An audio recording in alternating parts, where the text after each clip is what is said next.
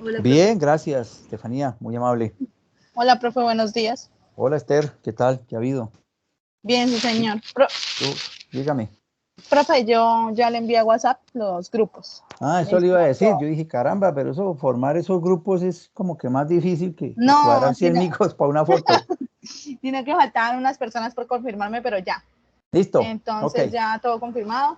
Ahí están los grupos de Cúcuta, los grupos que harán la práctica individual y también están por último están los de las exposiciones. Bien, perfecto. Listo. Listo, profe. Bueno, los de la práctica individual, pues ya más o menos conocen qué es lo que queremos hacer. Pues yo les voy a subir el instructivo, pero lo pueden empezar a hacer desde hoy mismo, desde esta tarde, ¿no? Eso básicamente pues es un plazo para subir el video a la plataforma. Entonces, por favor, no dejen para última hora porque, como siempre les digo, siempre se les va a ir la luz, siempre se les va el internet, entonces tomen las medidas. Bien. Profe, eso también me estaban preguntando que cuándo podría subir las indicaciones. Otra Ya, cosa, ahorita, es que ayer pensaba yo hacer eso, pero el problema es que me mandó el señor director del departamento a que acudiera a una reunión de alertas tempranas. Y en eso se me fue toda la tarde y luego tuve compromiso en la noche y hasta ahorita, como dicen que me desocupo, pues entonces no he tenido tiempo de poderle subir el material. Pero no, la idea es que esta misma tarde podamos subir esa situación. ¿Ok? Natalia, creo que sí, tiene levantada la mano. sí, profe. Uy, otra cosa, profe, qué pena. Tranquila. Esto respecto a lo de las exposiciones, ¿será que usted me puede mandar los temas a mí Mm, o le sube los No, temas lo a cada subo, uno? yo subo el documento para que se lo repartan Ah, eso, o profe. Yo hago una ruleta y lo repartimos. Listo, profe. sí, igual todos son bonitos, ¿no? Ningún tema Listo, es profe. feo. Bien, eh, Natalia.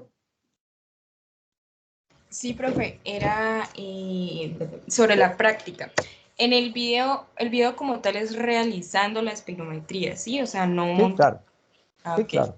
La idea es que ustedes realicen el procedimiento. Pues obviamente ustedes son expertas en editar los videos, entonces pues no tiene que, puede ser una primera imagen mostrando los elementos que vamos a utilizar. Yo también les voy a mandar una fotico de los elementos y ya otra pues haciendo el proceso de llenar el botellón, irlo marcando, pues obviamente con que usted lo haga en 2 o 3 oportunidades más que suficiente y luego ya lo presenta completamente lleno, ¿no?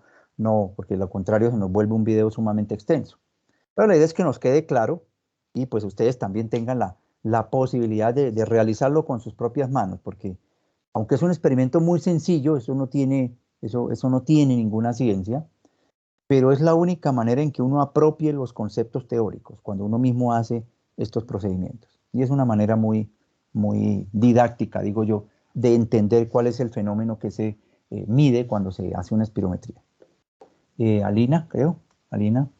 Sí, profe, o sea, el video es básicamente como explicando cómo realizar el experimento y Sí, claro. luego un momentico cómo se usa, pero hay que explicar previamente qué es la espirometría o algo así, o Bueno, los sí, valores. exacto. Eso hace parte dentro de las indicaciones que ustedes consideren. Mire, yo siempre les digo una cosa, cuando ustedes hagan un informe, cuando ustedes hagan un video, cuando ustedes hagan una exposición, traten de ser lo más claro posible.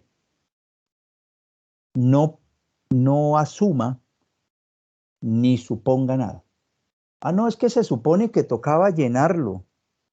No, pues es que como asuma que la otra persona no tiene ni idea de lo que usted le está explicando. Así sean compañeros de clase, así sea el profesor de clase. ¿Listo? No, vamos a explicarlo todo para que quede claro. Porque siempre dicen, ah, no, pues eso se supone que se medía pero a punta de suposición no se puede. Sí, la idea es que quede todo claro el procedimiento.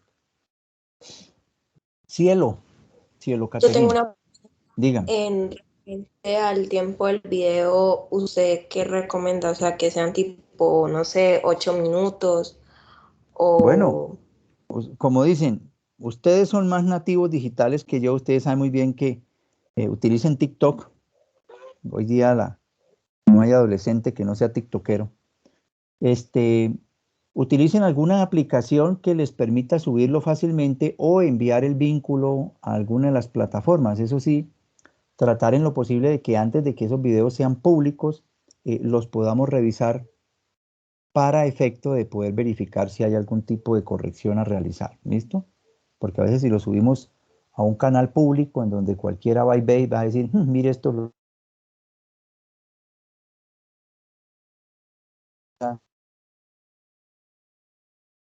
aplicaciones que permiten, ¿qué pasó? Ya. Yo veo que hay muchas aplicaciones que permiten hacer unos videos cortos y se puede transmitir muy bien la idea, el mensaje. Yo creería que más de 5 minutos no gastan ustedes en hacer eso. ¿Listo? Bien. Bueno, muchachos, entonces muy buenos días nuevamente a todos, bienvenidos. No se les olvide, ustedes ven que la clase está hasta las 11, porque a las 11 tenemos la actividad con el doctor Didier Prada. No sé si ya le tienen preguntas preparadas, ¿no? Pero no para acorcharlo ni nada de esas cosas, sino expectativas que ustedes quieran realizar o que ustedes tengan. Es una gran oportunidad, muchachos, que ustedes tienen. Ya me han confirmado incluso asistencia por parte de otros programas y eso es muy motivante porque a pesar de que él es colega nuestro y que pues va a enfocar mucho de su charla, realmente no es una charla, es más un conversatorio que quiero que ustedes tengan con él. El fenómeno se cumple para cualquier otra área del conocimiento. O sea, no necesariamente esto es para médicos, esto es cualquier profesional de la salud o de las ingenierías o qué sé yo. Le sirve escuchar cómo es que se hace ese proceso, que no es un proceso completamente imposible de llevar a cabo. Bien, entonces voy a empezar a compartirles la presentación para poder terminar el tema que nos atañe. Bien, habíamos quedado ayer en esto, ¿cierto? Sí. Sí, profe. Ok, entonces estábamos mirando cómo era el proceso de la composición de los gases, veíamos cómo el proceso de ventilación alveolar, y habíamos quedado aquí en que el aire que nosotros respiramos, o el aire atmosférico, tiene unas pequeñas diferencias con el aire que llega realmente a los pulmones, a los alvéolos, perdón, y con el aire que se expira. Y ya mirábamos que esto traía como resultado que para poder generar un adecuado proceso de ventilación, se requieren entonces varias respiraciones. Y esto traía como ventaja que se pudiese garantizar unas presiones de gases, tanto de oxígeno como de CO2, más o menos en condiciones normales, o estables mejor, no normales sino estables. Es decir, que no fluctuaran de una manera muy súbita, que era el escenario en el cual se podría dar si nosotros con una sola respiración logramos retirar todo el CO2 y aportar todo el oxígeno. Esto nos generaría entonces fluctuaciones permanentemente y bastante grandes entre cada uno de esos dos estadios, las acidosis y las alcalosis. Entonces, por eso, como muestra aquí el proceso de respiración, tiene que darse el recambio, de gas tiene que darse durante varias respiraciones para renovar por completo el aire que se encuentra en los alvéolos. Bien. Bien. Miremos entonces cómo es la presión o la concentración de estos dos gases, que como les digo, pues a pesar de que son los que no están como en tanta concentración en el aire, pero esos son los que tienen más importancia desde el punto de vista fisiológico. ¿Listo? La cantidad de oxígeno que pueda existir, así como la presión que se genera en cada uno de los alvéolos, va a estar controlada por dos aspectos bien importantes. En primer lugar, la velocidad a la cual se absorba el oxígeno hacia la sangre. Si ese oxígeno llega al alvéolo y no se transfunde o no difunde hacia la sangre, pues realmente se va a quedar retenido ahí dentro del alvéolo. Tiene que absorberse para que genere un gradiente de concentración y de esa manera le dé espacio, le dé cabida a nuevo oxígeno que entre durante el proceso ventilatorio. ¿Listo? Si yo no generara absorción de oxígeno a nivel de la membrana alvéolo capilar, cada vez que yo respire, ¿qué ocurriría con esa presión y con esa concentración de oxígeno en el alvéolo? Empezaría a subir de manera indiscriminada, porque lo único que hago es ingresarle oxígeno, pero allá no se consume. Entonces empezaría a crecerse de una manera pues, infinita, obviamente. Igual manera, si miramos el CO2 o la presión, la concentración de CO2 alveolar va a aumentar en la medida directa en que se excrete más. Es decir, si hay mayor producción de CO2, como ocurre cuando hacemos ejercicio, pues obviamente la presión de CO2 alveolar pues va a aumentar. Y obviamente pues va a disminuir en proporción inversa a la ventilación alveolar.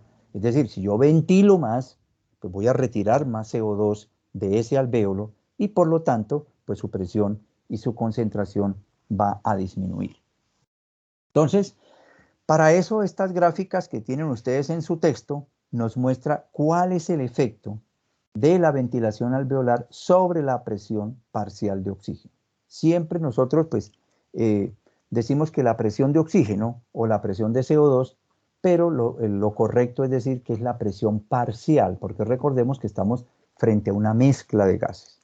Entonces, mirando esta grafiquita, logramos observar cuál es el efecto de la ventilación. Es una gráfica que, como ustedes pueden ver, en el eje horizontal nos muestra la ventilación alveolar, es decir, el número de litros por minuto que están circulando o que están pasando por el alvéolo, y en el eje vertical vemos la presión parcial alveolar de oxígeno, que obviamente más o menos tiene un límite de 150 milímetros de mercurio.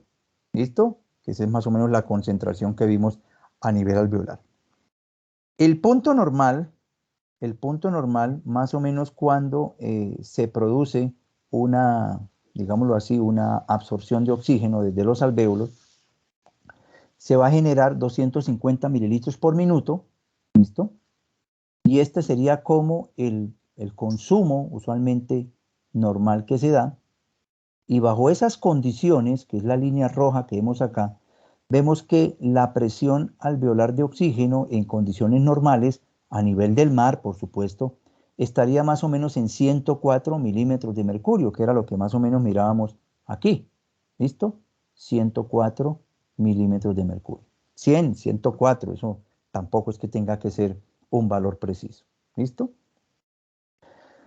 Pero ¿qué ocurre si nosotros empezamos a aumentar la ventilación alveolar, es decir, a producir una respiración en donde ya no hacemos pasar 250 mililitros de oxígeno por minuto, sino que pasamos a 1000 mililitros de oxígeno por minuto? Esto es un ejemplo, digámoslo así, un caso hipotético, que es lo que nos estaría reflejando esta gráfica punteada azul. ¿Listo? Vemos que a pesar de que la ventilación pulmonar se empieza a aumentar, ¿listo? La presión alveolar de oxígeno trata de mantenerse dentro de los mismos parámetros para no superar ese proceso o ese límite máximo de ventilación alveolar.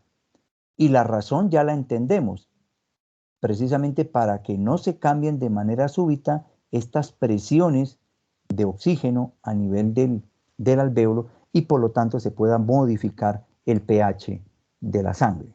Entonces vemos que independiente de las velocidades, esto por ejemplo podría ser un ejemplo cuando estamos haciendo ejercicio, en donde empezamos a ventilar de una manera mucho más rápida y se observa que realmente la fluctuación en el pH pues no es tan marcada comparado como uno esperaría. Uno dice, pero si está respirando 5, 6, 7 veces más que lo que está respirando en reposo, ¿cómo es que la variante o la variación, mejor, de ese pH pues no se ve modificada? Y esto es en virtud a que, como ustedes se pudieron dar cuenta en la lámina anterior, Pues en la medida en que usted va aumentando el consumo de oxígeno o la captación de oxígeno hacia la sangre, pues obviamente también se va regulando la concentración de oxígeno en los alvéolos.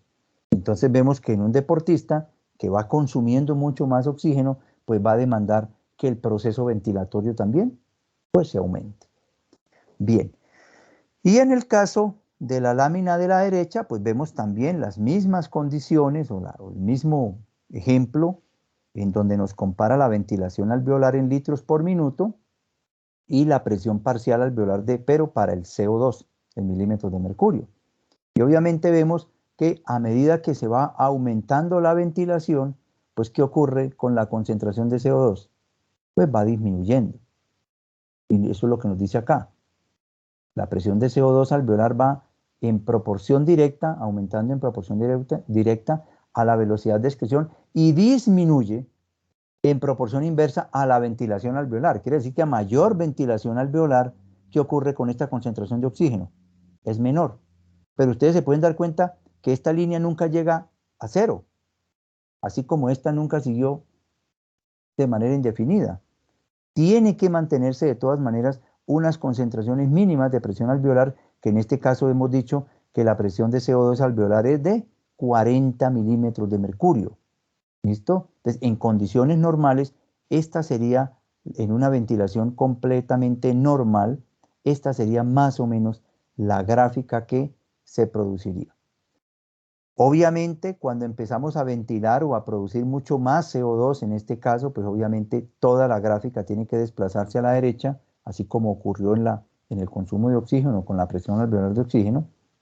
Y vemos que igual, de todas maneras, el sistema trata de mantener un comportamiento de esta curva muy paralelo, precisamente muy similar al que vimos aquí para el oxígeno. Ustedes ven que las gráficas son relativamente la misma, pero están invertidas porque en una, a mayor respiración, mayor concentración de oxígeno, mientras que para el CO2, a mayor ventilación, menor concentración de CO2. Entonces, por eso usted ve que las gráficas, mientras una aumenta, pues la otra disminuye, pero tienen el mismo patrón. Nunca van a llegar a un punto cero, ¿no? Ni a un punto infinito de oxigenación, precisamente para garantizar de que las concentraciones no sufran modificaciones muy marcadas y de esa manera el pH o el control del pH que produce el aparato respiratorio no se ve afectado. Bueno, la difusión de gases a través de las membranas, permítanme corrijo ese error ahí de digitación. Entonces, para mirar nosotros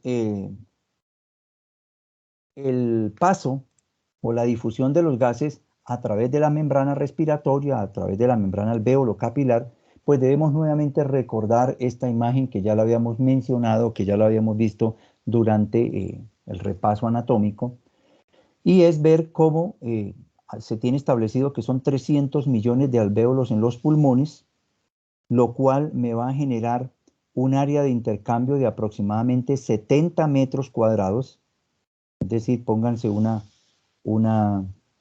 área de 7 metros por 10 metros, esa sería la cantidad de área de intercambio que se da a nivel de los alvéolos.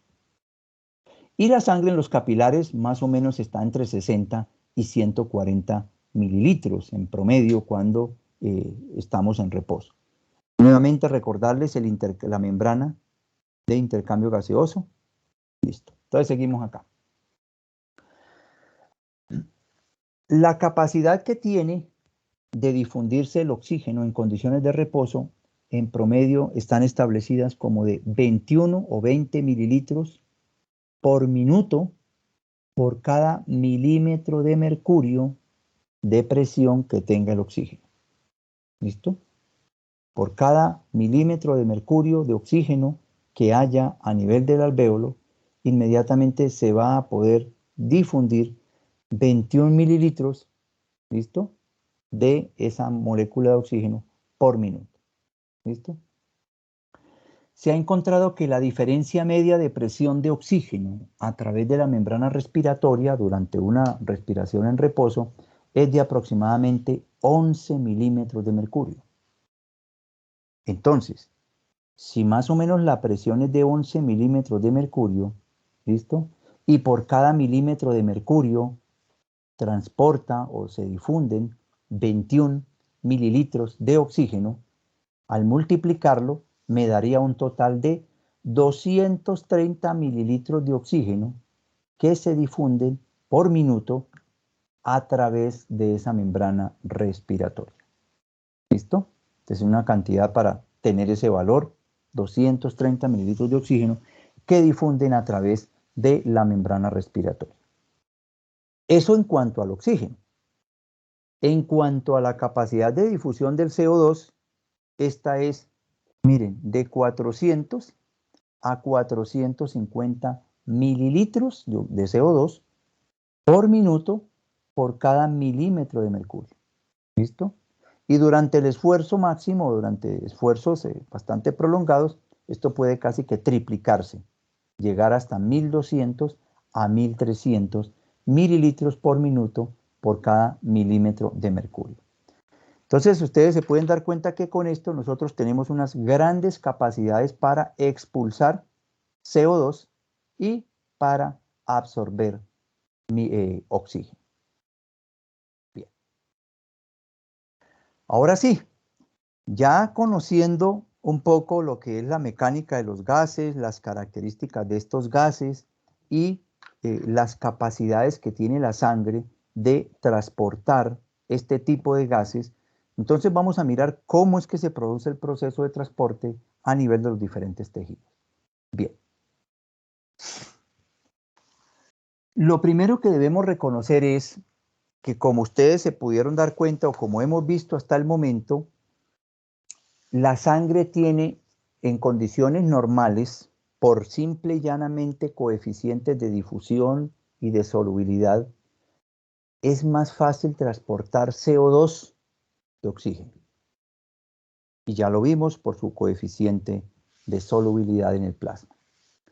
Pero, en virtud de que lo que nosotros necesitamos es transportar los dos gases en los dos sentidos, la presencia de hemoglobina en los eritrocitos es lo que me va a permitir entonces compensar esa pequeña deficiencia en la capacidad de transporte de oxígeno de la sangre y equipararla con la misma capacidad que puede tener de transportar CO2. Por eso se ha establecido que la presencia o no de hemoglobina va a permitir que la sangre transporte entre 30 a 100 veces más oxígeno, perdón, de lo que podría transportar si el oxígeno estuviera solamente disuelto en el agua. ¿Listo? De no ser así, el proceso respiratorio para nosotros sería un complique, sería bastante difícil porque es que el coeficiente de solubilidad del oxígeno en el agua es muy bajo comparado con el CO2. ¿Listo? Bien, entonces vamos a revisar esa partecita.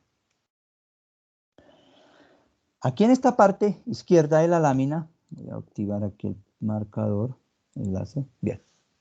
Vemos entonces cómo es el proceso de intercambio o de captación de oxígeno. Primero vamos a hablar del oxígeno.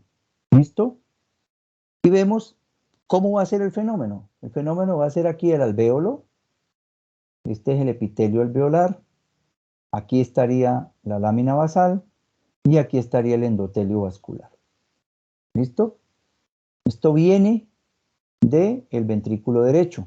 Por el lado izquierdo, aquí en este lado donde tengo el cursor, esta sería una de las arterias pulmonares que está llegando del ventrículo derecho.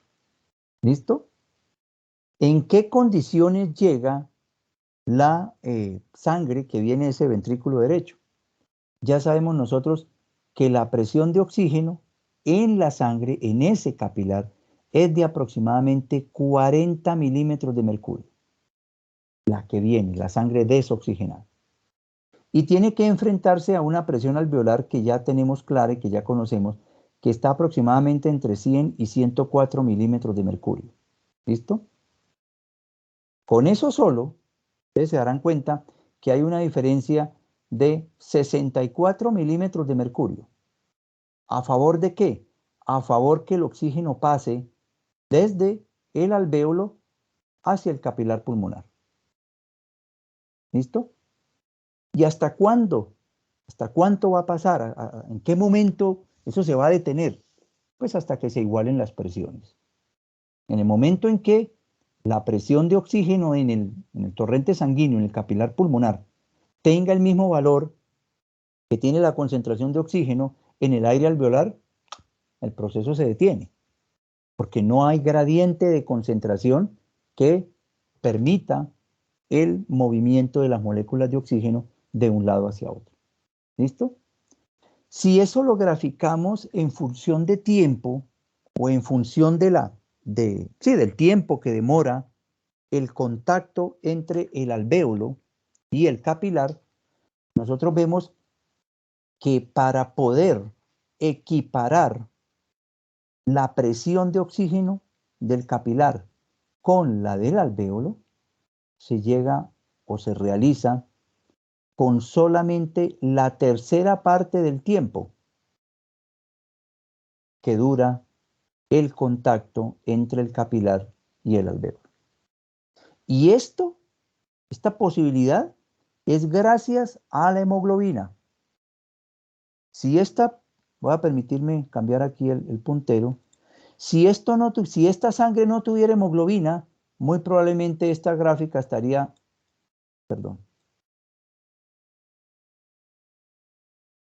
por este lado. ¿Listo? Se requeriría mucho más tiempo de contacto y hasta de pronto mayor presión para que se pudiera saturar a la presión de 104 milímetros de mercurio. ¿Por qué? Porque no hay hemoglobina. Y sucede que el oxígeno no es muy fácil que se disuelva en el agua de la sangre o en el plasma. Cuando veamos lo del CO2 ya la cosa es diferente. Pero para el caso del oxígeno, si no fuera por la hemoglobina, más o menos yo tendería a graficar esta línea así.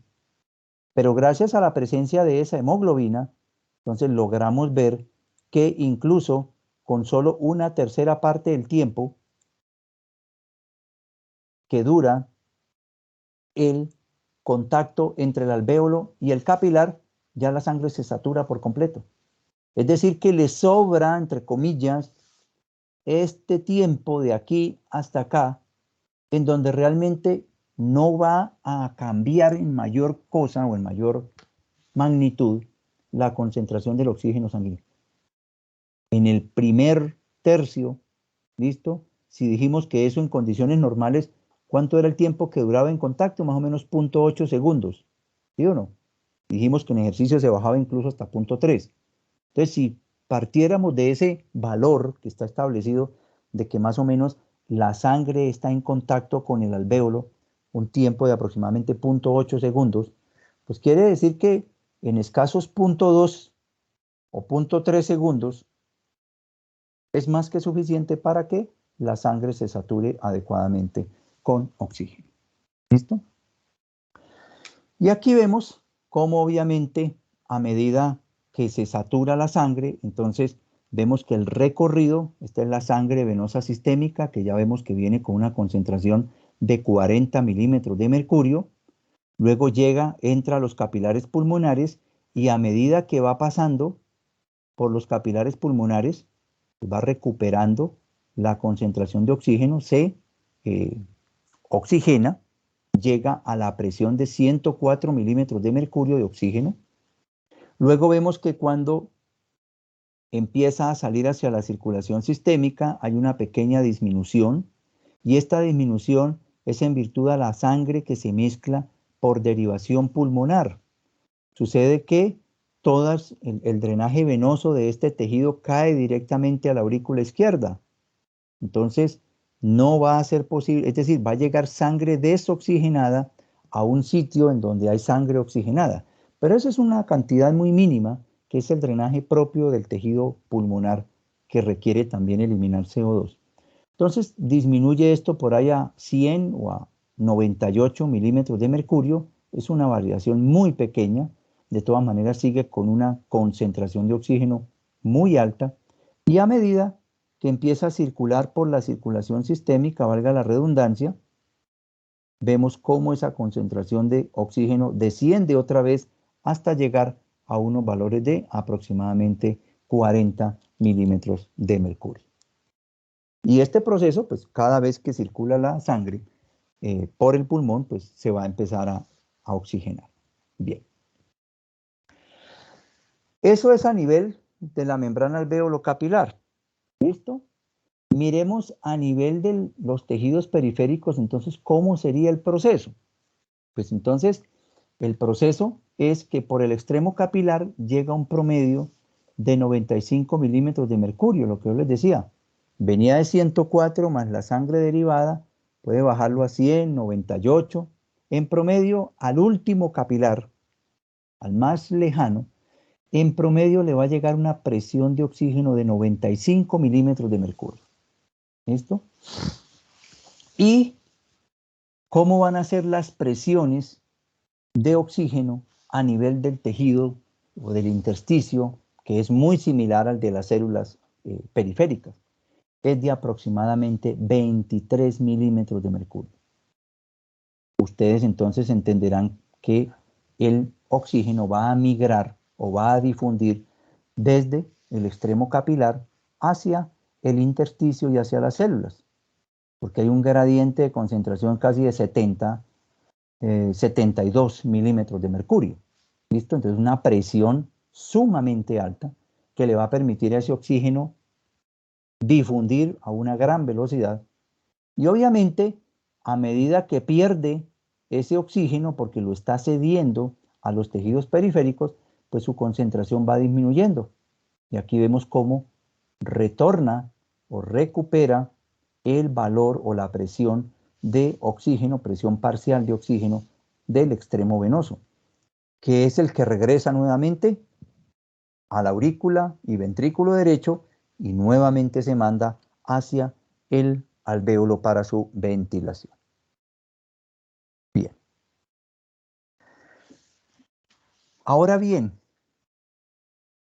sucede que habíamos mencionado cuando revisamos la parte de circulación que el flujo de los tejidos estaba determinado en gran parte por las condiciones locales de ese tejido. Si necesitaba más oxígeno, si estaba produciendo más CO2, etcétera, etcétera. Esto traía como consecuencia que la acumulación de ciertas sustancias generara mayor flujo sanguíneo o menor flujo sanguíneo. En condiciones normales, cuando nosotros tenemos un consumo de oxígeno normal, vamos a tener una gráfica cuando usted compara el porcentaje del flujo sanguíneo con la presión de oxígeno del líquido intersticial. Ustedes se van a dar cuenta que a medida que la presión de oxígeno intersticial, medida en milímetros de mercurio, va aumentando, pues obviamente el porcentaje del flujo pues tiene que estar también aumentando. Tiene que existir una relación directa. A mayor flujo sanguíneo, mayor aporte de oxígeno y obviamente mayor presión de oxígeno a nivel del intersticio. Miremos que a medida que nosotros vamos empezando a aumentar el flujo, pues se va corriendo, digámoslo así, desde un punto A, que sería el punto normal, a un punto B, si es que requerimos mayor consumo de oxígeno, o a un punto C, si es que requerimos menos. Entonces, aquí se nos demuestra ese principio que mencionamos cuando hablamos del aparato circulatorio, en el que dijimos que el flujo sanguíneo va a estar determinado por las presiones de oxígeno o las presiones de CO2 que se estén dando a nivel del intersticio. Y vemos como si disminuyéramos el consumo de oxígeno a una cuarta parte del consumo normal, inmediatamente la curva se hace mucho más hacia la izquierda, indicando pues que se va a requerir menos flujo sanguíneo para obtener la mayor o la misma cantidad de oxígeno. Y en la parte de abajo veríamos el efecto contrario, es decir, cuando por alguna razón se aumenta el consumo de oxígeno con respecto al normal. 4 veces el consumo de oxígeno normal. Vemos que cuando inmediatamente se aumenta el consumo de oxígeno normal, se tiene que aumentar el porcentaje de flujo sanguíneo en cantidades mucho mayores para poder mantener este valor normal de presión de CO2, de oxígeno, perdón, a nivel de los diferentes tejidos. Entonces, esta es la gráfica que, como les digo, nos ratifica ese principio que habíamos mencionado cuando revisamos dentro de los efectos tisulares como controladores o reguladores del flujo sanguíneo a nivel de los tejidos periféricos. Bien. Si miramos ahora el caso del CO2, el CO2 obviamente, como ya hemos conocido, va a tener una mayor capacidad de difusión en la sangre, pues precisamente porque es mucho más solvente. ¿Cómo es el efecto, digámoslo así, a nivel del CO2? Pues acá está primero la captación de CO2 a nivel de las diferentes capilares. Ustedes se pueden dar cuenta, la presión de CO2 que llega en el extremo capilar es una presión relativamente baja, de aproximadamente 40 milímetros de mercurio, y se va a enfrentar a unos tejidos que, como están produciendo mayor CO2 o están generando procesos metabólicos que la gran mayoría van a traer como resultado la producción de CO2 y de agua, las concentraciones de CO2 van a ser mayores.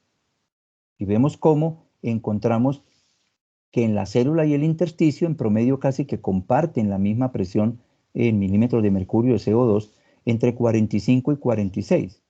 Entonces vemos que existe entonces ahora un gradiente de concentración o de presión, mejor, porque esto es un gradiente de presión porque está expresado en milímetros de mercurio.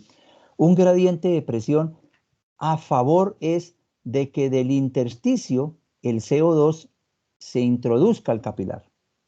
Desde el tejido periférico, que está en 46 milímetros de mercurio, llegue y difunda hacia el capilar. Y como el CO2 es mucho más soluble, como dicen, se le facilita mucho más ese proceso. Hasta que lo equipara a un promedio del extremo capilar venoso de 45 milímetros de mercurio. No puede ser mayor de 45 milímetros de mercurio, ¿por qué? Porque 45 milímetros de mercurio es la presión que está en el intersticio. En ese momento, cuando se equiparan las presiones, pues el proceso se detiene. Así como cuando se equiparaba el del oxígeno y demás. En el momento en que se alcanzan las mismas concentraciones, pues el proceso se detiene. Entonces ya con una presión de 45 milímetros de mercurio de CO2 en los tejidos, la sangre sigue circulando y ahora nos llega aquí al capilar pulmonar. Llega a la aurícula derecha, ventrículo derecho, arteria pulmonar y llega al capilar pulmonar. Entonces, en el capilar pulmonar vamos a encontrar que se van a enfrentar una presión de CO2 de 45 milímetros de mercurio con una presión alveolar de CO2 que ya la habíamos visto, en la lámina inicial de la composición de los gases de 40 milímetros de mercurio. Entonces, contrario a lo que ocurrió con el oxígeno, aquí la tendencia es a que el CO2 por gradiente de presión difunda hacia el espacio alveolar. ¿Listo? Y luego, cuando se disminuye esa presión de CO2, que se tiene que disminuir hasta 40 milímetros de mercurio, ¿y por qué no disminuye más? Pues porque es que esa es la presión que hay en el alvéolo. No puede disminuir a una presión que no tiene, ¿listo? A menos de que aquí hubiese un consumo más marcado. Ya con los 40 milímetros de mercurio, cuando se equipara con la presión alveolar de CO2 a nivel del pulmón, pues entonces el extremo venoso llega otra vez a la aurícula izquierda, ventrículo izquierdo y sale y volvemos aquí a este extremo capilar, que se enfrenta otra vez a los tejidos y este proceso pues se vive repitiendo n veces al día.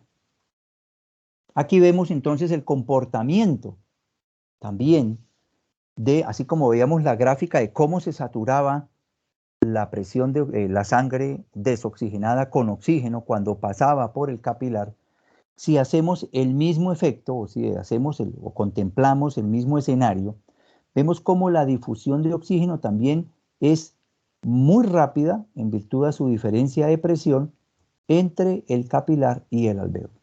Y vemos que al igual de lo que ocurre con el oxígeno, en la tercera parte del tiempo que permanece en contacto con el alvéolo, ya la sangre equipara, o digámoslo así, o elimina el exceso de presión de CO2 y lo baja de 45 a 40. Entonces vemos que es un proceso sumamente eficiente en virtud de que tiene mucho más tiempo la sangre a nivel de la membrana alvéolo capilar de permanecer para generar el intercambio gaseoso. Es decir, el intercambio gaseoso se hace en la tercera parte del tiempo. Es decir, que tenemos una reserva o un tiempo, una fracción de tiempo mayor para la parte deportiva, ¿listo? Nos va a permitir entonces tener si nosotros esto lo tuviésemos, como les mencionaba, ocupando el mismo tiempo, no tendríamos capacidad para poder desarrollar actividades que demanden mayor consumo de oxígeno, ¿listo? Y mayor liberación de CO2, porque está todo sumamente justo. Entonces, no, tenemos una reservita, digamos, un tiempo adicional para que en el evento de que se requiera mayor aporte de oxígeno o se tenga que eliminar más CO2, el proceso tenga tiempo suficiente para poderse llevar a cabo. Entonces, es un proceso muy bien diseñado, muy eficiente, que se logre el intercambio gaseoso, tanto de oxígeno como de CO2, a nivel de la membrana alvéolo capilar, en el primer tercio, en la primera tercera parte. Bien, aquí vemos el efecto de la hemoglobina. Muchachos, les voy a pedir encarecidamente el favor que me recuerden cuando falten por ahí 10 minuticos para terminar y podernos conectar a la charla. Bien, aquí vamos a revisar un poco el concepto de lo que tiene que ver con la función de la hemoglobina en el transporte del oxígeno. Como ya hemos visto, es gracias a la hemoglobina que el oxígeno puede ser transportado en la sangre. Y aquí está claro, un valor 97% del oxígeno es transportado en la hemoglobina. Solo el 3% restante, que eso es un valor bastante bajo, es el que se transporta disuelto en sangre. Y eso ya lo saben ustedes por la poca, o no poca, sino menor solubilidad comparada con la del CO2. Bien. Se tiene establecido que los 15 gramos de hemoglobina, ¿no?, que están en valor normal por decilitro de sangre, pueden combinar un promedio de 20 mililitros de oxígeno. Y uno dirá, y bueno, y 20 mililitros de oxígeno por cada 100 mililitros de sangre, ¿eso es poco? ¿Eso es mucho? ¿O apenas? ¿Eso es lo justo? ¿Cómo sabemos eso? Pues básicamente, en reposo, usted puede estar consumiendo unos 5 mililitros de esos 20 mililitros que se transportan por cada 100 centímetros cúbicos de sangre. El tejido puede estar consumiendo entre unos 5 y unos 7 mililitros de oxígeno en reposo, en condiciones basales. Y entonces uno diría, ¿y entonces el resto qué pasa? Recuerden que la sangre solo necesitó una tercera parte del tiempo para ventilarse. O sea que el proceso es sumamente eficiente, tiene de sobra oxígeno adosado a la hemoglobina para poder ofertar a los tejidos. Y uno se preguntaría, bueno, pero ¿y en qué caso voy a tener que requerir yo más oxígeno si de 20 mililitros apenas utilizo 5, es decir, la cuarta parte, ese otro 75%, ¿en qué escenario se va a poder utilizar? Cuando realizamos ejercicio extremo no, de alta intensidad. En los ejercicios de alta intensidad, el consumo de oxígeno por parte de los tejidos por cada 100 centímetros cúbicos de sangre puede llegar a 17 o 18 mililitros de oxígeno. 17 o 18 mililitros de oxígeno. Es decir, incluso en el ejercicio de alta intensidad, en el ejercicio intenso, la sangre sigue teniendo una amplia posibilidad de aportar oxígeno a esos tejidos. Todavía le quedan sobrando 2. Entonces mire que ahí es donde uno entiende el por qué el proceso de ventilación se da en el primer tercio. Uno dice, oye, esto es como que desperdiciar tiempo. No, esto tiene su explicación en virtud a que por cuenta de la sangre, usted no va a tener, en condiciones normales, por supuesto, que por cuenta de la sangre usted no va a tener inconveniente en aportar oxígeno a los tejidos. Tiene de sobra capacidad. ¿Listo? Incluso en condiciones de ejercicio intenso. Bien. Aquí vemos cómo es la curva de disociación de la hemoglobina. Básicamente es lo que, cuando nosotros hablamos de la curva de disociación de la hemoglobina, hace referencia al porcentaje de hemoglobina que está unido a oxígeno, dependiendo de los diferentes estadios de la circulación. Entonces, por ejemplo, ustedes pueden ver que aquí la saturación de la hemoglobina está al 100%, es decir, toda la hemoglobina de nuestra sangre está con oxígeno adosada, digámoslo así, cuando está saliendo de los pulmones. ¿Listo? Y a medida que sale de los pulmones, pues obviamente cuando viene de los tejidos, pues es una hemoglobina con menor saturación de oxígeno. ¿Listo? Sucede que la hemoglobina puede tener una menor o una mayor capacidad de saturarse con oxígeno dependiendo de varias características. Y esto es lo que vemos nosotros en la lámina de la parte derecha de la diapositiva. Partiendo de la línea continua de la derecha, del centro, perdón, esta que vemos acá que dice 7.4, que sería el pH normal de la sangre, vemos que la curva de saturación de hemoglobina tiene estas características. Y vemos que a medida que va aumentando la presión de oxígeno en la sangre, pues obviamente ya también va aumentando su saturación de oxígeno, hasta que, como vimos, más o menos en 100 o 104, que sería el promedio de saturación de sangre a nivel de los de presión de oxígeno en los alvéolos, pudiésemos nosotros estar llegando al 100% de la saturación. Pero, ¿qué ocurre cuando hay una pequeña disminución del pH? O cuando hay un pequeño aumento en el pH. Entonces, mire el efecto del pH que tiene sobre la saturación de hemoglobina. Si miramos la gráfica del pH con 7.2, que es esta línea punteada por debajo de la línea normal de 7.4, la línea continua, vemos que la figura o la curva de disociación se desplaza hacia la derecha. ¿Sí o no? Mientras que si tiene un pH de 7.6, es decir, alcalótico o básico, la curva se desplaza hacia la izquierda. ¿Listo? Entonces quiere decir que en pHs en donde estén por encima del normal, ¿cómo interpretarían ustedes esta curva? ¿Tiene mayor capacidad de transportar oxígeno o menor capacidad de transportar oxígeno? Para cada uno de los 7.2 o 7.6.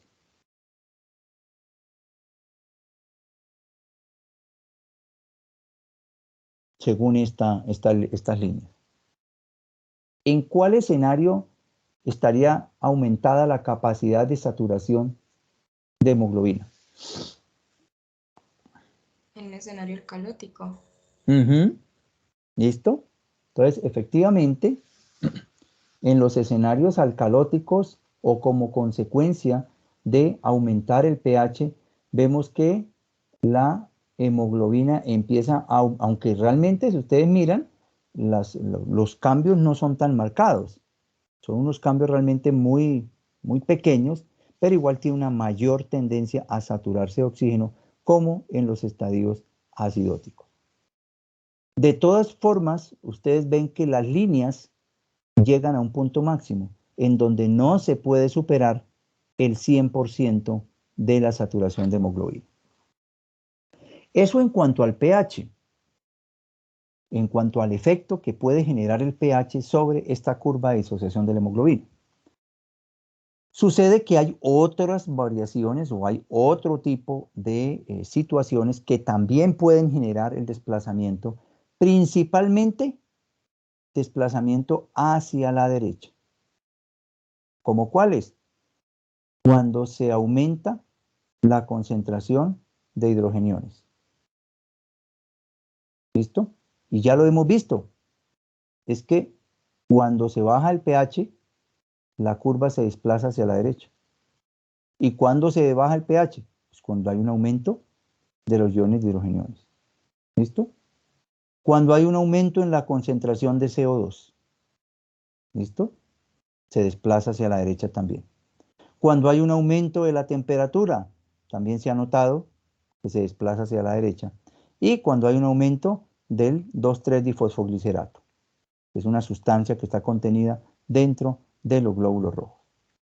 Entonces, estar presente, o digámoslo así, tener pendiente o conocer un poquitico este tipo de comportamientos que tiene la hemoglobina en cuanto a su capacidad de saturación. Que, ojo, en ningún momento constituye que pierda su capacidad de transporte de oxígeno. Simple y llanamente que se vuelve menos eficiente para transportar ese oxígeno. Bien. Profe, Dígame. qué pena, ¿podría volver un momentico? Ahí. Sí, O sea, esos 4 escenarios es donde se reduciría la saturación de la hemoglobina.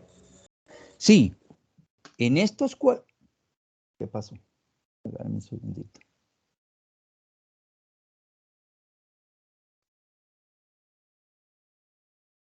Ok. En estos 4 escenarios se observa que hay una pérdida, es decir, las condiciones para que la hemoglobina sature adecuadamente se ven afectadas. ¿Listo? Es decir, es una condición sumamente precisa mantener el pH sanguíneo para que la hemoglobina pueda saturar adecuadamente. Yo pregunto, y entonces, claro, en un estado acidótico, caramba, la hemoglobina pierde su capacidad de transporte de oxígeno. O no pierde, mejor, porque queda como en el aire un concepto errado. No es que lo pierda, se disminuye, se reduce un poco. Tampoco es que se disminuye en gran medida. ¿Listo? ¿Cómo compensa esto entonces el sistema respiratorio en una acidosis? Que ya lo conocen.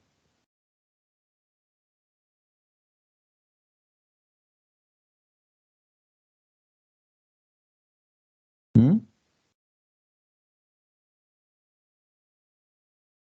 ¿Cómo compensa una acidosis el sistema respiratorio? Una acidosis leve, de 7,4 a 7,2 no hay tanto problema, pero es una acidosis de todas maneras. ¿Cómo lo compensaría?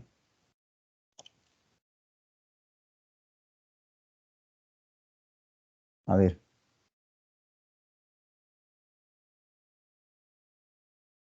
¿Fue que me desconecté o qué? Ah, no.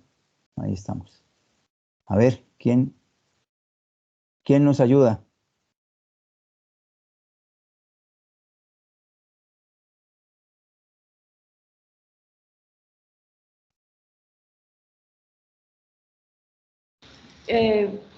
¿Hiperventila?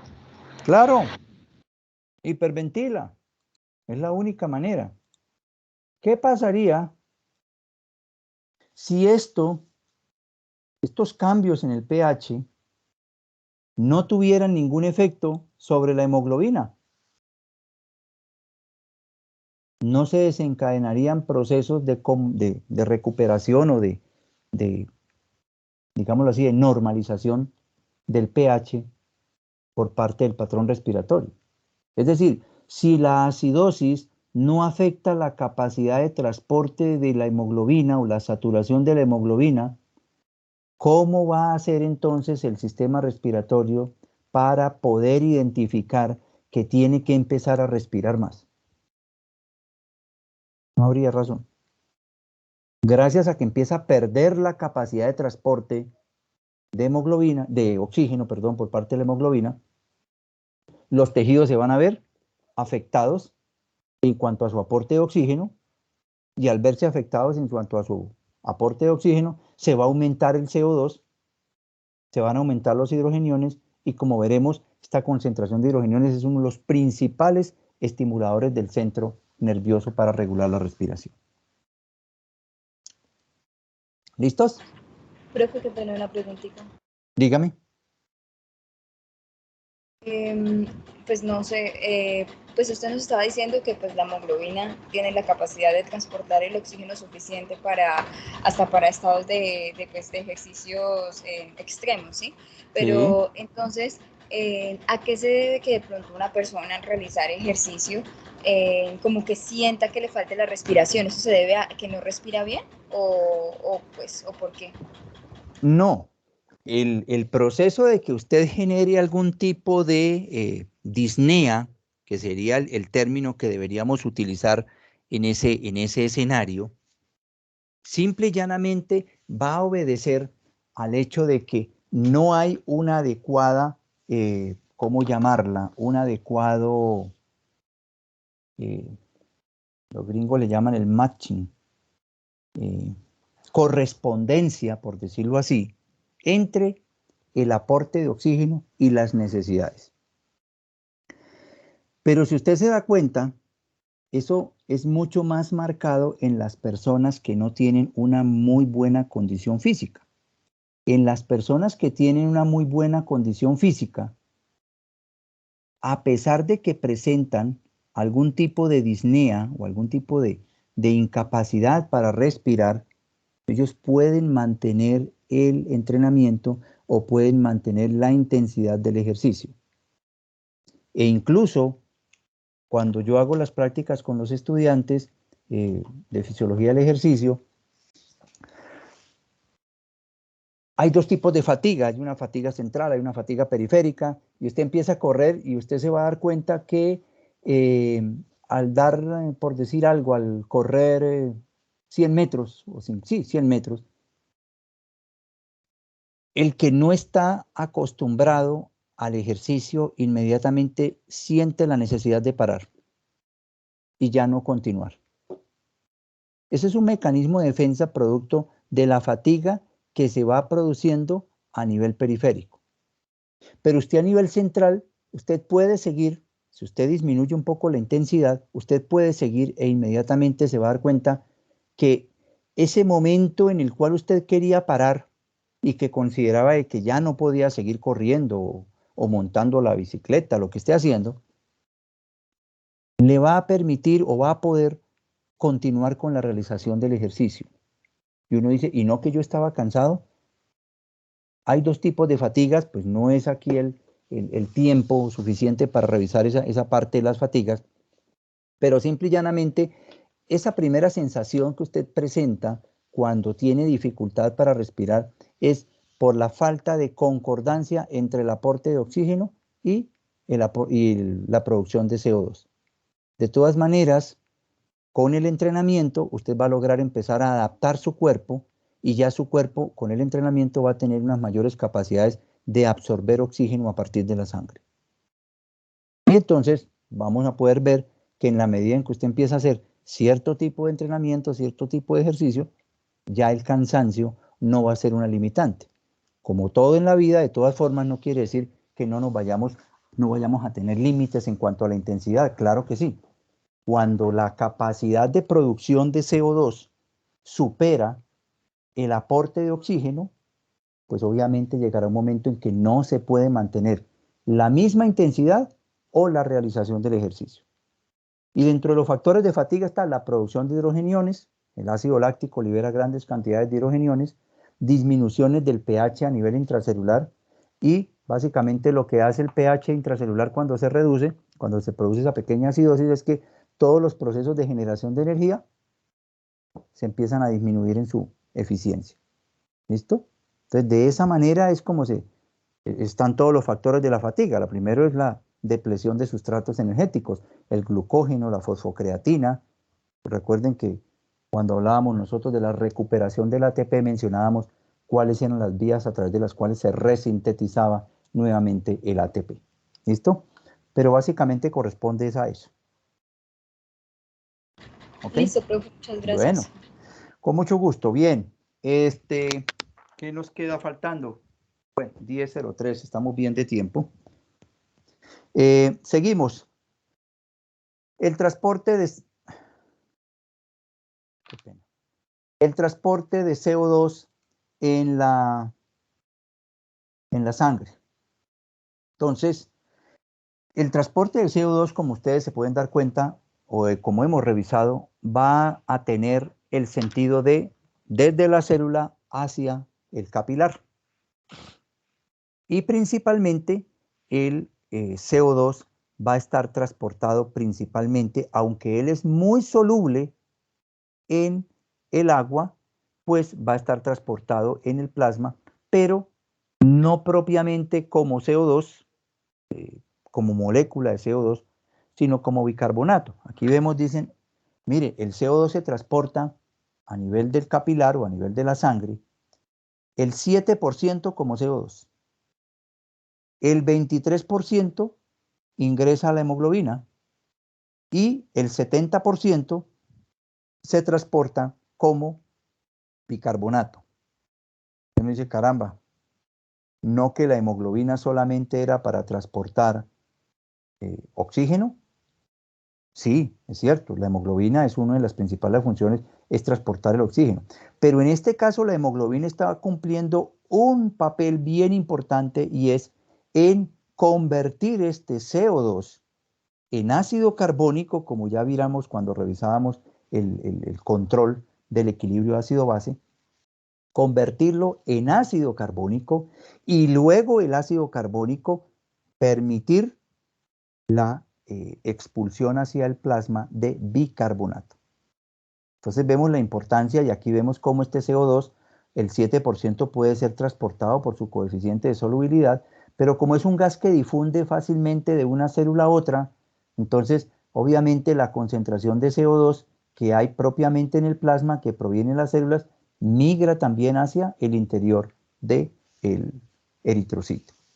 Y vemos que en el eritrocito parte de esa hemoglobina puede estar unida con del CO2, perdón, puede estar unida con la hemoglobina, pero asimismo, gracias a la unión con el agua y la presencia de la anidrasa carbónica, convertirse en ácido carbónico y este ácido carbónico degradarse en bicarbonato e hidrogeniones. El bicarbonato liberado hacia el plasma y este bicarbonato ¿de dónde salió? De este CO2. Entonces, una manera indirecta de transportar el CO2 de los tejidos es a través del bicarbonato. Obviamente, el que realmente va a generar intercambio gaseoso va a ser el que está disuelto en el plasma. ¿Listo? Ahora, este bicarbonato a nivel del plasma, ¿qué va a hacer? Unirse con hidrogeniones, volver a convertirse en anhidrasa carbónica y luego de anhidrasa carbónica disociarse en agua y CO2. Y ese exceso de CO2 del plasma es expulsado a través de los alvéolos.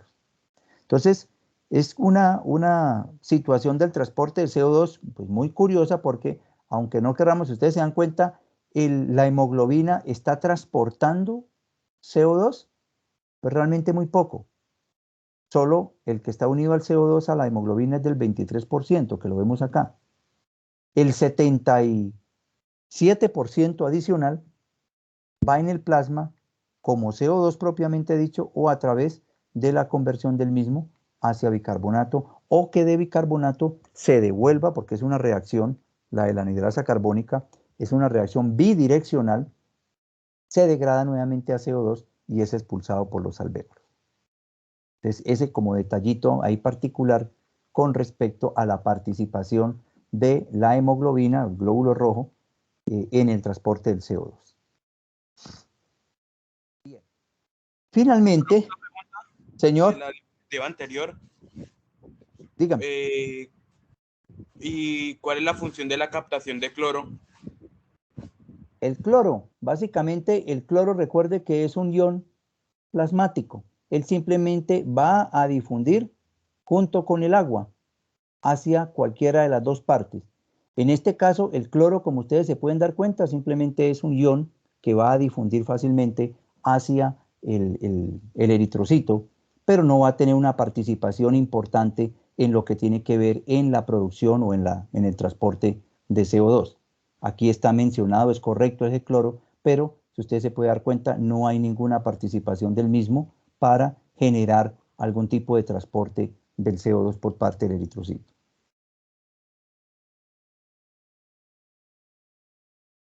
Igual con el agua. Ustedes lo pueden ver acá, el agua va a discurrir, todas las células de nuestro cuerpo van a tener canales de cloro, entonces no va a tener ningún en la participación propiamente dicha de la generación de transporte de CO2. Bien, ¿alguna otra pregunta? Bueno, finalmente vamos a hablar sobre la regulación de la respiración. Estos ya son conceptos muy puntuales, muy específicos con respecto a cómo se controla o se regula la respiración por parte de nuestro cuerpo. Ustedes saben muy bien que la regulación de la respiración o el proceso de control de la respiración es un proceso mixto, ¿cierto? Gran parte es involuntario, pero también tenemos nosotros un gran componente voluntario a través de los músculos esqueléticos que participan en la inspiración y la expiración. Para hablar de la regulación de la respiración, entonces tendremos que mirar en dónde queda el centro respiratorio. El centro respiratorio básicamente lo vamos a encontrar en esta zona superior del bulbo raquídeo, junto en la unión con la parte inferior de la protuberancia. ¿Qué vamos a encontrar allí? Vamos a encontrar tres estructuras bien importantes, o cuatro principalmente, que es el centro neumotáxico como tal, que es donde se va a generar la acción también de los hidrogeniones como uno de los principales determinantes de la respiración. El centro amnéusico, que como su nombre lo dice, es el que va a generar de alguna u otra manera la posibilidad de usted detener la respiración. Pero usted se da cuenta que hasta cierto punto usted puede detener la respiración. Cuando usted hace una apnea, usted la puede mantener casi que de manera voluntaria, pero ya cuando está llegando al máximo de capacidad de intercambio gaseoso a nivel de los tejidos, este centro neumotáxico, empieza a censar la acumulación de CO2, principalmente de hidrogeniones, más que de CO2, de hidrogeniones, y si usted se resiste a seguir respirando, este centro neumotáxico va a generar un estímulo inhibidor sobre el centro amnéusico, que lo va a obligar a usted a que respire. ¿Listo? Bueno, eso como una primera parte de lo que tiene que ver con el centro respiratorio. En cuanto a la parte superior del bulbo, vamos a encontrar dos estructuras, que es una zona dorsal o una zona posterior del bulbo, que es el grupo inspiratorio, el grupo respiratorio dorsal, que se encarga principalmente del proceso inspiratorio. Esto hace parte del núcleo del tracto solitario, que es donde termina el nervio vago, el glosofaringeo. Y vamos a tener un grupo de neuronas en la parte anterior o en la parte ventral que va a estar implicado específicamente en la expiración, pero también en algunos componentes inspiratorios.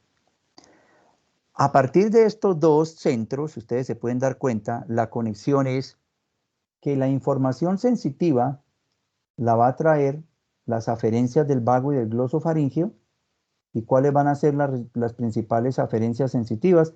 Pues todos los procesos de expansión y constricción de la caja torácica.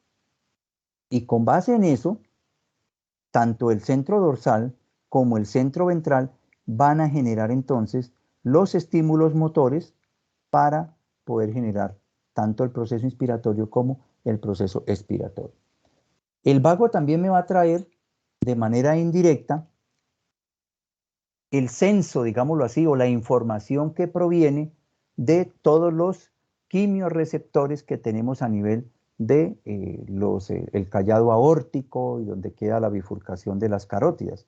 Allí vamos a encontrar nosotros también que los quimiorreceptores que están ubicados en estos sitios van a ser también responsables de llevar información a estos centros inspiratorios, principalmente para controlar la respiración. Bien, entonces estas estructuras son las que se van a ver involucradas dentro del proceso respiratorio. También se ha encontrado que la corteza motora puede traer efectos directamente sobre este centro respiratorio. La teoría que se tiene establecido, y es sobre todo sobre los estudios que se han hecho en deportistas, es que incluso antes de empezar una prueba de cualquiera de competición, el mismo deportista empieza a aumentar la ventilación pulmonar. A pesar de que no existiría un estímulo quimiotáctico o de osmorreceptores o del sistema respiratorio que estuviese estimulando el sistema respiratorio o el centro respiratorio. Entonces se ha encontrado que al parecer así como la misma corteza cerebral empieza a enviar impulsos eléctricos o estimulación hacia las diferentes fibras motoras, los músculos esqueléticos, también envía información y estimulación tanto a los músculos respiratorios como al centro respiratorio para que empiecen a trabajar casi que de una manera un poco anticipada y de esa manera tener ya como preparado el proceso respiratorio. Las razones por las cuales se lleva a cabo ese proceso aún no están claras. Empieza uno a revisar y lo único que se encuentra es que no se tiene claro el mecanismo por el cual la corteza cerebral envía también estímulos de manera indirecta hacia el centro respiratorio. Pero debe corresponder muy probablemente a la preparación del sistema respiratorio a las nuevas demandas de oxígeno que se van a presentar. Ese estímulo motor se ha observado que es mucho más fuerte y mucho más evidente en entrenados que en no entrenados. Es decir, que el entrenamiento genera o facilita, digámoslo así, o promueve un poco más ese estímulo que se genera a nivel del centro respiratorio. Pues bueno, de ese centro respiratorio, básicamente este grupo de neuronas que, como veíamos, cumplen unas funciones bien importantes, ya sea dentro del proceso inspiratorio como expiratorio. Esas neuronas se les han encontrado unas características bien importantes y es un ritmo básico de respiración, es decir, generan unas descargas de estimulación hacia los músculos respiratorios, ¿listo? Principalmente del grupo dorsal, como si fuera una especie de marcapaso, muy similar a las características que tiene el nodo sinusal en el corazón, en donde tiene unas capacidades bien interesantes dentro del proceso de despolarización, tienen unos umbrales para la despolarización mucho más altos o para poder llegar al umbral de despolarización, y tienen unas características en sus membranas que permiten el comportamiento similar al que veíamos con el corazón, y es que hay una mayor, digámoslo así, drenaje de iones potasio y por lo tanto va disminuyendo el potencial de membrana hasta que fácilmente se desencadena una descarga básica o una descarga automática para activar los músculos inspiratorios. La otra característica que se ha observado dentro del proceso respiratorio es que esta descarga o este potencial de acción trae como consecuencia que al liberar los neurotransmisores a nivel de los músculos inspiratorios, porque son los que generan el proceso activo, recordemos que la expiración es más un proceso pasivo, cuando se producen este tipo de descargas, la despolarización de estos músculos vimos que es en forma de rampa, ya lo habíamos mencionado, y esa señal nerviosa entonces no va a ser un potencial en forma de espiga, como estamos acostumbrados a ver en la gran mayoría de músculos, sino que empieza a generarse de una manera gradual, ¿listo? Y empieza a incrementarse hasta más o menos tener una duración de aproximadamente unos 2 segundos. Esto es lo que garantiza entonces que el proceso de respiración que nosotros realizamos de ampliar el volumen de la caja torácica es un proceso gradual, empieza débilmente y aumenta de manera continua, como les mencionaba, a manera de rampa durante aproximadamente unos 2 segundos, que es lo que dura el proceso inspiratorio. Luego se inhibe ese proceso inspiratorio, al parecer uno de los principales mecanismos para inhibir ese proceso inspiratorio y que no sea de manera, digámoslo así, incontrolada, es la distensión, ciertos vasoreceptores que hay dentro de los bronquios y el tejido pulmonar que sensarían la tensión del tejido pulmonar. Y al llegar hasta cierto punto de la tensión pulmonar, inmediatamente actúan sobre el centro neumotáxico, que inmediatamente va a generar la inhibición del proceso de contracción y pararía inmediatamente el proceso de contracción muscular. De esa manera observamos entonces ese proceso de rampa hasta un punto máximo en donde usted ya no puede generar mayor expansión del tórax y en condiciones normales, a menos de que usted desee hacer una apnea, se suspende, se bloquea por completo ese comportamiento de rampa e inmediatamente se produce la relajación. ¿Listo? Esa relajación más o menos se tiene establecido que puede durar el doble. Aquí dice que 3 segundos, puede durar 4 segundos, más o menos se tiene establecido que la expiración dura el doble de la inspiración. ¿Listo? Esto inactiva la excitación del diafragma y va a traer como consecuencia entonces la relajación del músculo. Y al producirse la relajación del músculo, inmediatamente el componente o el retroceso elástico de estos pulmones trae como consecuencia que la caja torácica regrese otra vez a su punto inicial y de esa manera se produzca la expiración. Como les decía, pues es este centro neumotáxico el que controla ese punto de desconexión de la rampa inspiratoria para ponerle una limitación a la inspiración. Bien, en cuanto al grupo respiratorio ventral que mencionábamos, este va a permanecer inactivo durante la respiración en reposo. Este realmente, si ustedes se pudieron dar cuenta, este grupo ventral realmente tiene capacidades de generar los dos procesos, inspiratorio y expiratorio, mientras que el grupo dorsal sí tiene una mayor preponderancia en realizar el proceso inspiratorio.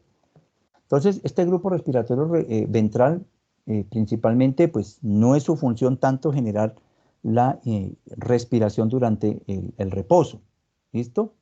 Se ha encontrado que el proceso inspiratorio y expiratorio de este grupo ventral de neuronas se va a dar principalmente en aquellas situaciones en las cuales se requiere aumentar la ventilación, principalmente cuando estamos enfrentándonos a esfuerzos respiratorios máximos, principalmente en la realización de ejercicio. Al parecer, cuando se requiere mayor ventilación, cuando se requiere generar una mayor cambio o recambio de oxígeno a nivel de los alvéolos, las señales respiratorias del grupo dorsal se desbordan o como que se sobrepasan y activan el grupo ventral. Y de esa manera lo que hacen es facilitar todos los procesos respiratorios en cuanto a intensidad y en cuanto a frecuencia para mantener una respiración durante exigencias mayores de aporte de oxígeno. ¿Listo? Bien. Como les mencionaba ya, el principal trabajo se va a dar durante el ejercicio intenso, que es donde se ha observado que el centro ventral va a permanecer más activo. porque durante el reposo, este centro ventral pues realmente es muy poco lo que participa. Como les comentaba, una de las principales explicaciones que se ha encontrado para poder generar el control de la inspiración es lo que establece o lo que estableció el reflejo de Hering-Breuer. Ya les había mencionado que una de las principales teorías que se tienen para explicar el por qué la inspiración tiene un límite y a partir de ella, incluso aparte o a pesar de nosotros voluntariamente querer ingresar más aire, no es posible, es en virtud de que en las paredes de los bronquios y de los bronquiolos, les mencionaba, hay varoreceptores y hay receptores que van a sensar, van a medir la distensión de ese tejido pulmonar, de ese parénquima pulmonar. Y obviamente estos receptores de distensión van a transmitir señales a través del nervio vago y como ustedes se pueden dar cuenta, el nervio vago y el glosofaringio son los principales aferentes de esta información hacia el núcleo respiratorio dorsal. Una vez llegan allá, inmediatamente lo que hacen es interrumpir el proceso inspiratorio para evitar una exagerada distensión de los pulmones. Entonces, esta es como la teoría que más se acepta hoy día, el reflejo de Hering-Breuer como el principal determinante de la limitación de la inspiración.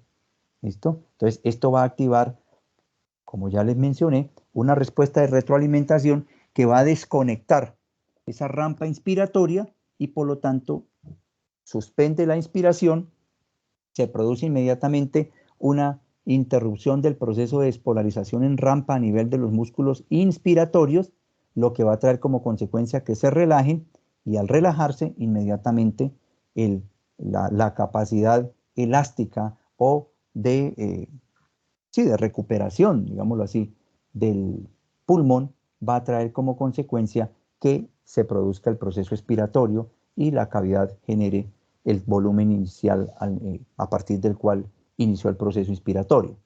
Entonces, esta es la principal causa que se tiene establecida para explicar esa limitación en el proceso inspiratorio. Bien, eso sería el control mecánico. Si ustedes se dan cuenta, estas son información que llega al centro respiratorio con o por efecto de unos sensores o de unos receptores de distensión o de presión que van a permitir ese control respiratorio. Pero también se puede encontrar que hay unos controles de tipo químico. Y uno de los principales controles de tipo químico para aumentar o disminuir el proceso respiratorio es la presencia o no del CO2 y de los hidrogeniones. ¿Listo? Son estas dos sustancias principalmente las que van a actuar a nivel del centro respiratorio. Aquí vemos cómo cuando por alguna razón se empieza a aumentar la concentración de CO2 en la sangre, eso es seña entonces de que el proceso ventilatorio no se está llevando de manera adecuada. Al aumentarse las concentraciones de CO2, nuevamente en presencia del agua, van a producir el ácido carbónico, el cual se va a disociar a nivel de bicarbonato y de hidrogeniones. Pues esa exagerada o aumentada de hidrogeniones, la que va a traer como consecuencia actuar sobre el centro respiratorio y estimular el centro dorsal. Y este centro dorsal ya vimos que es uno de los principales generadores del proceso inspiratorio. Entonces, empieza a aumentar la intensidad de las señales motoras hacia los músculos inspiratorios y obviamente pues los expiratorios también. Y de esa manera se va a producir un aumento de la ventilación. Al producirse un aumento de la ventilación, pues se van a disminuir las concentraciones de CO2 en sangre. Al disminuirse las concentraciones de CO2 en sangre, se van a disminuir las concentraciones de hidrógeno y por lo tanto entonces el efecto o el estímulo sobre el centro respiratorio va a disminuir y va a traer como consecuencia entonces que se normalice el patrón respiratorio. La otra pregunta entonces sería, bueno, entonces el oxígeno en este caso no tendría ningún papel, o sea, la concentración de oxígeno no ejercería ningún efecto sobre el control respiratorio.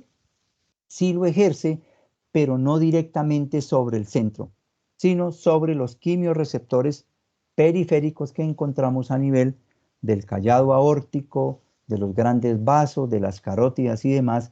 Allí sí hay quimiorreceptores que sí son sensibles al oxígeno, a las concentraciones de oxígeno. Entonces, si hay un aumento del CO2, es obvio de que entonces las concentraciones de oxígeno estarán bajas. Pero las bajas concentraciones de oxígeno no las sensa el centro respiratorio, las sensan los quimiorreceptores periféricos, quienes estos, a través del vago y del glosofaringio, van a traer entonces las aferencias de estímulo hacia la zona dorsal, perdón, hacia el centro dorsal y de esa manera aumentar las descargas motoras hacia los músculos, inspiratorios. Aquí vemos entonces cuál es el efecto, por ejemplo, del cuerpo en el callado aórtico, el cuerpo aórtico y a nivel del cuerpo carotidio, que es donde sí vamos a encontrar quimiorreceptores que sí son sensibles a las presiones de oxígeno. Son ellos, a través del nervio vago y del glosofaringio, que llevan esta estimulación con base en las bajas concentraciones de oxígeno, van a llevar esa información directamente hacia el núcleo dorsal del centro respiratorio y a partir de allí, pues obviamente, producir la estimulación de la inspiración y la expiración. Aquí vemos esta gráfica que nos muestra cómo es el comportamiento cómo es el comportamiento o el efecto que genera la presión de oxígeno sobre los impulsos nerviosos del cuerpo carotidio. Y vemos que obviamente a medida que tengamos nosotros menores concentraciones de oxígeno, los impulsos son mucho más altos, comparado a que si ya estamos llegando a una concentración o una presión de oxígeno arterial muy cercana a la que debemos tener, que es más o menos 104 milímetros de mercurio, vemos cómo entonces los impulsos son sumamente pequeños, sumamente, digámoslo así, comparados con los impulsos que se generan cuando la presión de oxígeno arterial es muy reducida. Entonces, esta es la grafiquita que se pudiese obtener con respecto al papel de los quimiorreceptores periféricos, los cuales sí son sensibles a la concentración o la presión parcial de oxígeno en la sangre. Listo. Esta gráfica nos muestra cómo sería el proceso de comunicación, digámoslo así, o el efecto que generaría la disminución de la concentración de oxígeno a nivel arterial sobre los diferentes cuerpos, digámoslo así, el cuerpo carotidio o los cuerpos aórticos como sensores de las concentraciones de oxígeno.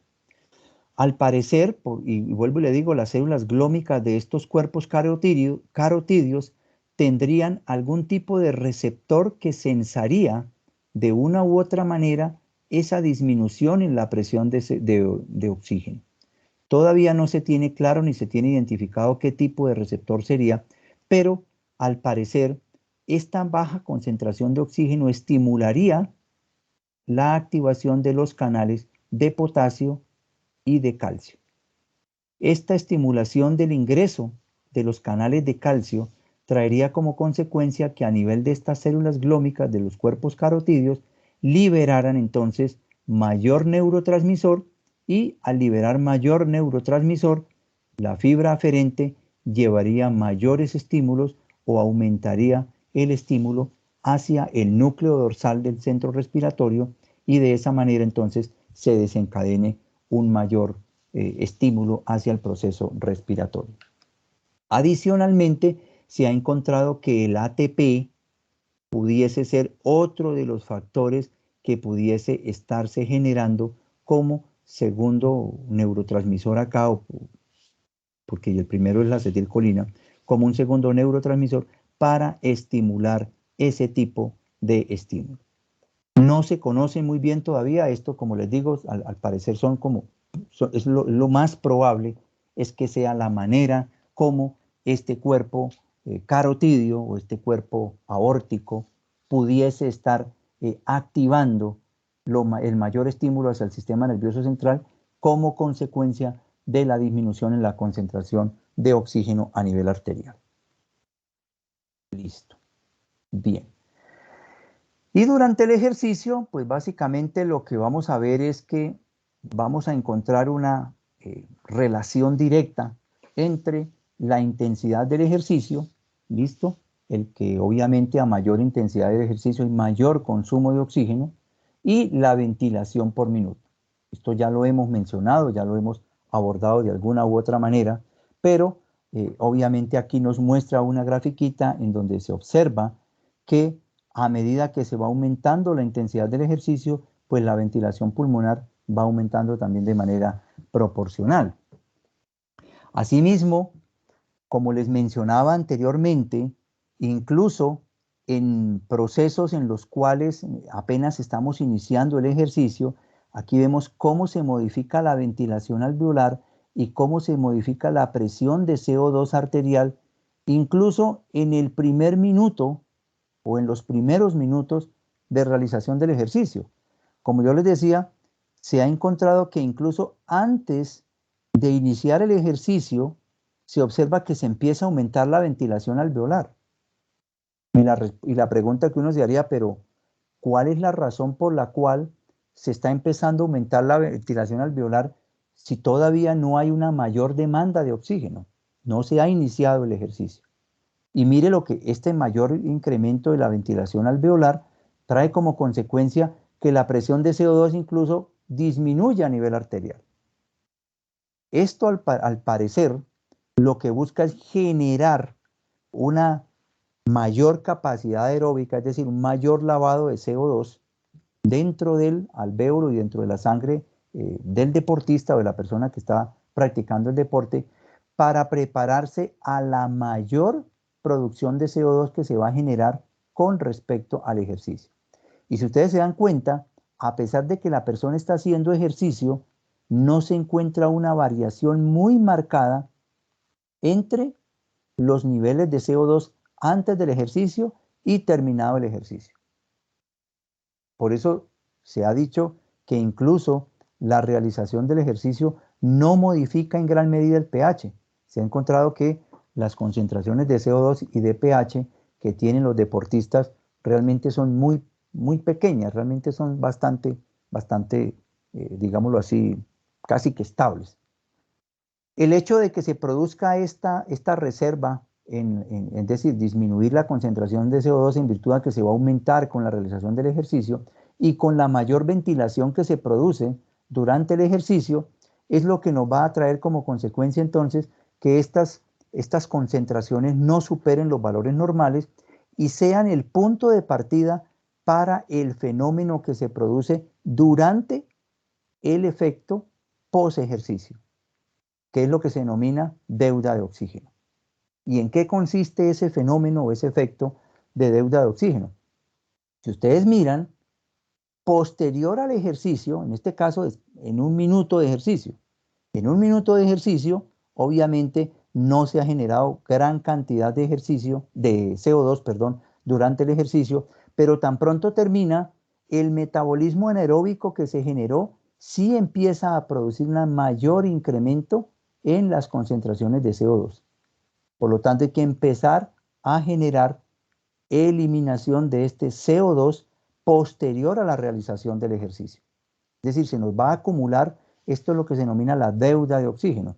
Es un concepto que se observa o que se revisa en fisiología del ejercicio, pero básicamente va a hacer referencia al tiempo que se va a requerir para recuperar los depósitos energéticos que se gastaron durante la realización del ejercicio y que van a demandar que se recuperen por una vía aeróbica. Y si ustedes miran el comportamiento de la ventilación pulmonar, lo que observamos es que después del ejercicio tiende a disminuir y por lo tanto al tender a disminuir es que se empieza también a potenciar el aumento en las concentraciones de CO2. Esto, la explicación que pudiese darse, como les decía anteriormente, es que al parecer cuando se va a iniciar el ejercicio, la estimulación que se empieza a producir a nivel de los músculos esqueléticos también estimula el centro respiratorio y por lo tanto estimula el proceso ventilatorio. Ustedes pues pueden dar cuenta, el proceso ventilatorio está aumentado en los primeros minutos, a pesar de que todavía no hay, incluso hay una disminución, eso genera una disminución de la presión de CO2. Bien. Bueno.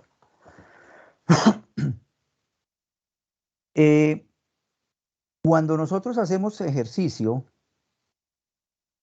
usualmente tenemos unas concentraciones en reposo que siempre se van a mantener en condiciones normales, independiente de que sea un deportista entrenado o que sea una persona que no está entrenada. Partimos de una presión de CO2 arterial de 40 milímetros de mercurio. ¿Listo? Y vemos que en condiciones normales, a medida que se va aumentando, si en reposo por alguna razón se empieza a aumentar la concentración de CO2, vemos que la respuesta que vamos a observar en la ventilación pulmonar es obviamente un aumento también, o va a desencadenar un aumento de la ventilación alveolar. ¿Para qué? Para tratar de devolver otra vez ese proceso o esas concentraciones de CO2 nuevamente a su punto normal. En el ejercicio, una persona entrenada o un atleta entrenado puede desplazar esta respuesta del CO2 o esta respuesta a ventilación alveolar, concentración de CO2, a un nivel mucho más alto de lo normal. Y vemos que este desplazamiento, como les mencionaba, puede deberse a factores neurogénicos que casi se logran observar que la cantidad que se desplaza inmediatamente durante el ejercicio es muy por encima de la que usualmente se observa en el estado en reposo. Esto pudiese explicar, o esto se correlaciona con la gráfica anterior, que empezando el ejercicio vemos que hay un incremento en la ventilación alveolar sin cambios establecidos en la presión de CO2. Por lo tanto, este aumento que estamos observando aquí en la presión en la ventilación alveolar va a traer como consecuencia que esa presión de CO2, como veíamos en la lámina anterior, genere un descenso como mecanismo para tener una reserva al aumento del CO2 y de esa manera el CO2, cuando se termine la duración del ejercicio, no supere los valores que usualmente deben mantenerse para poder garantizar la realización del ejercicio. Porque si esto empezara a aumentarse de manera indiscriminada, entraríamos en estadios de acidosis, en este caso de tipo metabólico y respiratorio, una acidosis mixta, y traería como consecuencia la imposibilidad de mantener la realización del ejercicio. Entonces, una manera de poder entender esa partecita en cuanto a la realización del ejercicio. Bueno, muchachos, con esto terminamos ya lo que tiene que ver con respiración. ¿Qué horas son? 10:40. Vamos a tomar, no sé si hay alguna pregunta, algún comentario. Vamos a tomar 10 minuticos y faltando 10 minutos nos estaríamos conectando para la charla del doctor Didier. Ahí tienen el vínculo que les compartí la semana pasada. Natalia, veo que tiene la mano levantada. ¿En qué le puedo servir? Pues era en cuanto a la penúltima gráfica que nos mostró, que pues había como ¿sí? ese aumento en la ventilación alveolar antes de iniciar el ejercicio. No, ¿sí? No sé, me termina como de quedar muy clara esa parte, profe. Que no le queda claro. Voy a colocarla de nuevo. O sea, usted nos estaba explicando esa parte, pues, por qué se aumentaba como que, pues, lo que se pensaba en cuanto, si no se había todavía, ¿cómo es? Iniciado el ejercicio, por qué se aumentaba la ventilación alveolar. No sé ustedes qué tanto deporte practican, pero usualmente cuando uno va a participar, incluso como aficionado, empieza a hiperventilar antes de empezar la carrera. No sé si ustedes han sido conscientes de eso. Y una de las razones por las cuales se empieza a hiperventilar, que es lo que nos muestra aquí esta gráfica, que es la que vemos acá, como incluso antes de iniciarse el proceso de realizar el ejercicio, se genera una hiperventilación o un aumento de la ventilación alveolar. La razón que pueden explicar, como les decía, es que así como el sistema de la corteza motora o el sistema motor empieza a generar y a prepararse para la realización del ejercicio, la competencia, asimismo estimula el centro respiratorio y empieza a generar mayor ventilación. Eso es lo que se ha encontrado. Ustedes cuando van a competir, usualmente ven los deportistas, antes de partir a la competencia, empiezan a generar inspiraciones. Puede ser por nervios, puede ser por la ansiedad de la competencia, puede ser incluso porque hay muchos factores psicológicos. Hay una rama de la fisiología del deporte que se llama psicología deportiva, que evalúa todo este tipo de situaciones. El estar en una competencia, en un estadio con gran cantidad de público, eso inmediatamente genera activación del simpático. Usted como deportista, antes de empezar la competencia, empieza a hiperventilar. Pueden mezclarse procesos psicológicos o procesos emocionales con los procesos propios de la descarga motora, que al parecer, vuelvo y les digo, estos son teorías, porque lo que se encuentra es esto. Este es el factor que se observa, que antes del ejercicio la persona empieza a hiperventilar o aumenta la ventilación pulmonar o hace respiraciones más rápidas y de mayor profundidad sin causa aparente. Eso va a traer como consecuencia, como les mencionaba, una disminución. Está lavando más CO2. ¿Por qué está lavando más CO2? Porque no se está produciendo, porque el ejercicio todavía no ha empezado. Lava CO2 y lo que se observa es un descenso de la concentración del CO2 en los primeros segundos. Ya cuando arranca la competencia, en los primeros segundos, el escenario al cual se va a enfrentar el sistema respiratorio es unos niveles de CO2 muy inferiores a los que tendría en condiciones normales o de reposo. ¿Para qué? Para permitirle que la mayor producción de CO2 que se va a generar durante el ejercicio no vaya a superar en gran medida los valores normales, porque eso es lo que encontramos. Cuando usted analiza niveles de lactato, niveles de pH y concentraciones de CO2 en deportistas durante la realización del ejercicio o cuando lo están terminando, realmente no hay mayor modificación entre el pH y la concentración de CO2. Entonces la pregunta es, bueno, ¿y por qué no se modificó si acaba de tener una mayor demanda?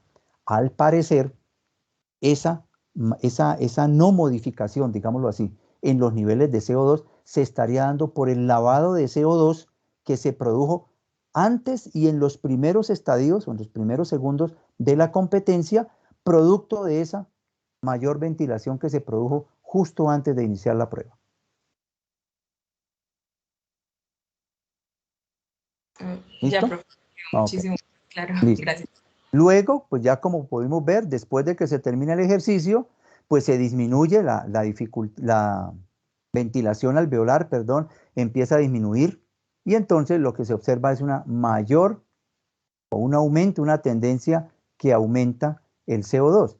Curiosamente que no la observamos durante la realización del ejercicio. Es que eso es lo paradójico. ¿Listo? Entonces, aquí es donde va a tener la deuda de oxígeno, que va a ser el tiempo que se va a requerir para lavar todo este CO2 que se ha acumulado posterior a la realización del ejercicio.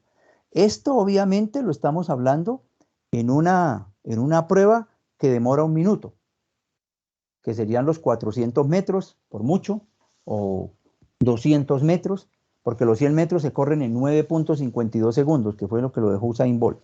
¿Listo? Entonces, pero el problema es que los 100 metros son un ejercicio completamente anaeróbico aláctico.